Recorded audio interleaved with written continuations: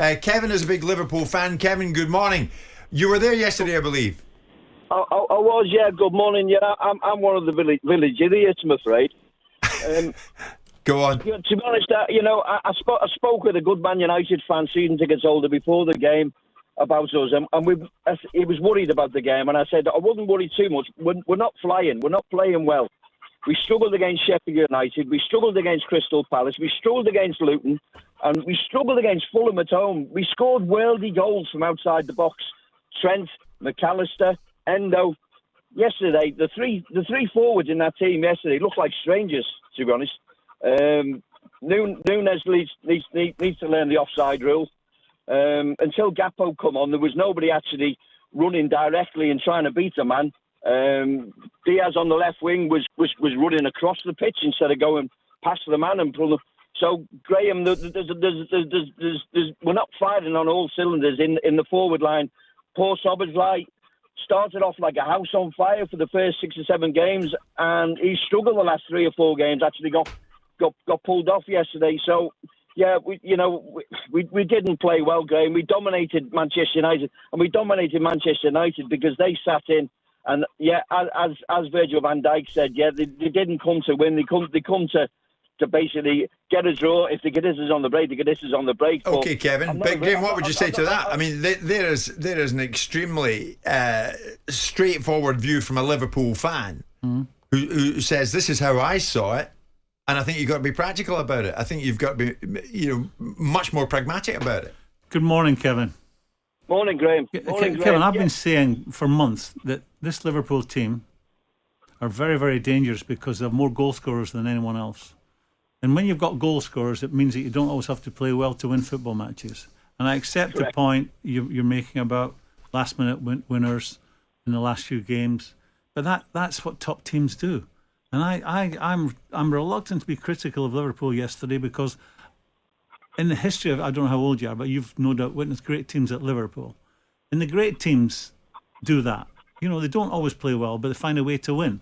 Yesterday, because it was Man United, there's so much more. That could have, if it had been Fulham we got a draw against, we wouldn't be. This conversation would not be taking place. It's because it was against Man United, and it's because we whacked them 7-0 last time out at Anfield. So there's a lot of talk because everyone thought yesterday it was just a matter of how many goals we were going to score against them. It didn't happen. I've played in games like that when we've been a dominant team and regarded as the best team in the league and won the league. But we'd always have games like that where you just don't get what you deserve. And I'm so reluctant to be critical of Liverpool, not because I'm a Liverpool supporter. If you drew 0-0 at home with Fulham, not because at the midpoint I'm, of the not season because at I'm a Anfield, Liverpool you'd have something supporter. to say about it. People would be it's saying, because I've good taken Liverpool. part in those games, and games like that can happen to any great team. What were you saying? Kevin, thanks for that. It's a simple fact. It's just nonsense. So what were you saying? This is nonsense. If we were playing at the middle part of the season, Liverpool playing Fulham at home and draw 0-0, people would be questioning Liverpool. Well, they're not. No, the question wasn't framed that way. It was characterised. Which one comes out of this game with more commendations? Liverpool and their title charge, or United and their current position? That was the characterisation of the question. You've decided to extrapolate up to something more than that. But you have to, and you are also suggesting that Liverpool, for some reason best known to yourself, are immune to any form of criticism. And critical evaluation is you've had 34 shots on goal, you haven't scored a goal. You get bleeding criticism for that. Yeah, anyone else would. You'd be if United had 34 shots on goal, you'd be going United are profligate. If we say it to you about Liverpool, you say it's one of those days. I'm saying to you right now, they're third top scorers in the league, so scoring goals is not a problem for them. I've already said they have more goal scorers than anyone else, and I think that'll stand them in good stead between now and the end of the season. Which means you said they were top scorers, they're third top scorers. I said third top scorers just now. You're not listening again. No, you said they were top scorers, and then someone came in and corrected you during the break. No, off air I said top scorers, but I was correct enough, and I was correct when I said just now third top scorers. Good. So I think scoring goals will not be a problem, which means you can win games and not be at your best, and that's maybe been the case in the last month. This is a good Liverpool team, and yesterday, they were guilty. Is that a criticism? They were guilty of not scoring goals with all the shots they had and all the dominance they had. Having 70% of the ball would suggest you're going to be in front foot, playing in their half most of the time. Even 8 shots on target are not enough for 70% of the ball. Is that enough criticism for you? That's fair observation, isn't it? I think I've been saying that since we went on air. They're not. They were guilty of not scoring a goal yesterday. Guilty of having 70% of the ball and not working the goalie enough. Sam's a big Manchester United fan. There's a message gone through. Jim, ask Graeme to comment on this. I'm coming to you, Sam. Manchester United are the first team not to lose at Anfield this season. The first team to stop Liverpool scoring this season. So, Sam, where are you with it this morning? How did your team United come out of it yesterday with a 0-0 draw? Sam with us? Hello. Hi, Sam. Good morning. Hi there, gents. Yeah, look, after the shambles last season, I think everyone expected United to pretty much shut up shop. And if you would have offered me a 0-0 draw, I would have absolutely taken it. The last 45 minutes, the biggest issue I've got with what Graeme Souness has said is that you can't be critical about Liverpool's yesterday.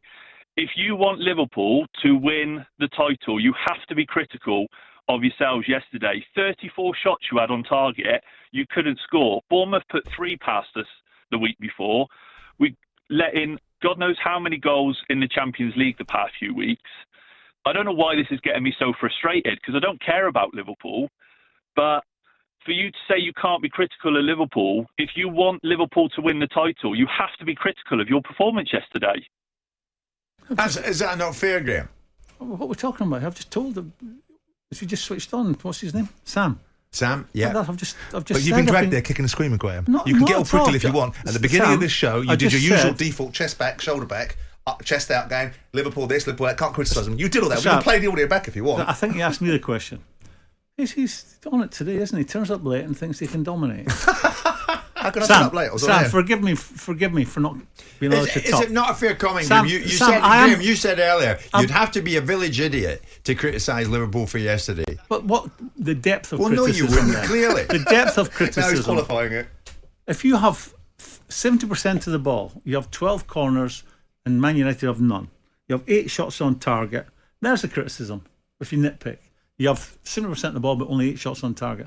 For me, that ain't enough. That's telling you you're not making the goalkeeper work enough. Is that enough criticism for you, Sam? Because beyond that, I can't be any more critical. And I think, for you to come on, and it's honourable for you to come on and talk about Liverpool's shortcomings when Man United, we could be here until next week, 24 hours a day, talking about their shortcomings.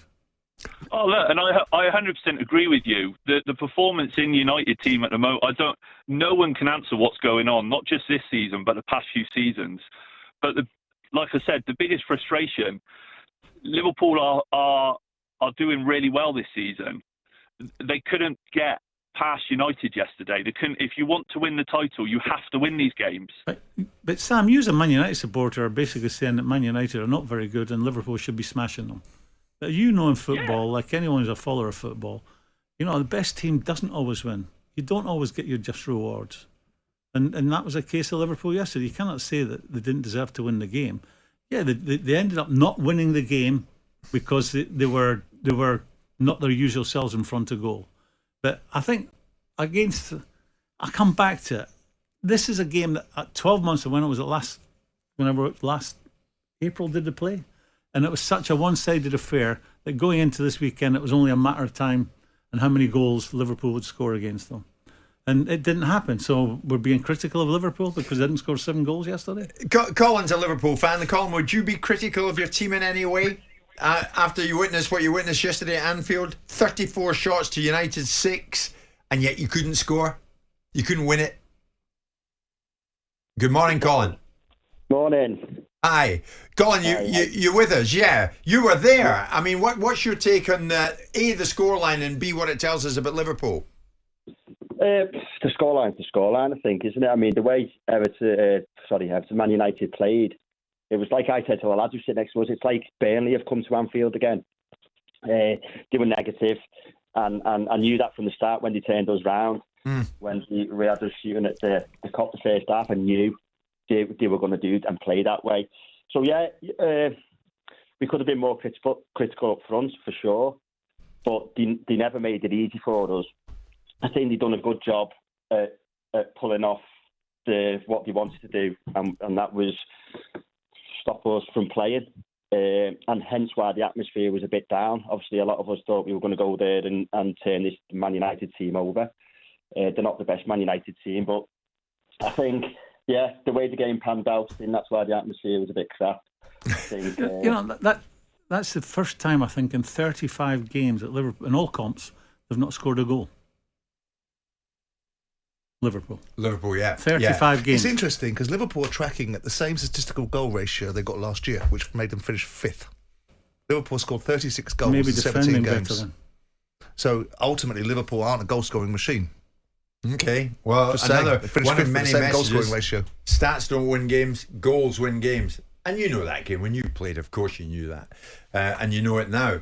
But at the end of the day, you still think it tells us more about Manchester United's character than it does about Liverpool's title shortcomings. Yeah, because I've played in games like that. I've witnessed games like that where you deserve to win it. You're on the front foot for the vast majority of the time, and for whatever reason, you don't get the result you deserve. Jim White and Simon Jordan. Monday to Friday mornings from 10 on AM, on DAB, via the talkSPORT app and on your smart speaker. talkSPORT.